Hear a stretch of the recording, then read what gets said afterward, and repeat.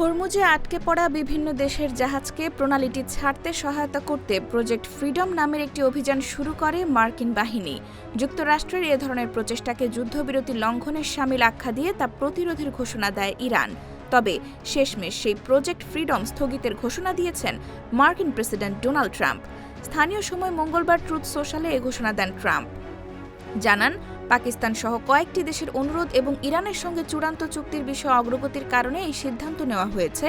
তবে তিনি স্পষ্ট করে বলেন, ইরানের বন্দরে যুক্তরাষ্ট্রের নৌ অবরোধ পুরোপুরি কার্যকর থাকবে। চুক্তি চূড়ান্ত করা ও স্বাক্ষর করা সম্ভব কিনা তা দেখার জন্য প্রজেক্ট ফ্রিডম স্থগিত করা হয়েছে বলে উল্লেখ করেন ট্রাম্প। এদিকে যুক্তরাষ্ট্রের পররাষ্ট্রমন্ত্রী মার্কো রুবিও বলেছেন, ইরানের বিরুদ্ধে যুদ্ধের আক্রমণাত্মক পর্যায় শেষ হয়েছে। তিনি জানান, যুক্তরাষ্ট্রের প্রেসিডেন্ট এখন ইরানের সঙ্গে একটি চুক্তি করতে চান, যাতে করে হরমুজ প্রণালী পুরোপুরি খুলে দেওয়া যায়।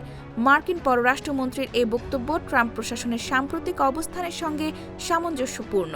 প্রশাসন বলছে, হরমুজ প্রণালীতে যুক্তরাষ্ট্রের চলমান সামরিক কার্যক্রম যুদ্ধ থেকে আলাদা এবং এর জন্য কংগ্রেসের অনুমোদন প্রয়োজন নয়।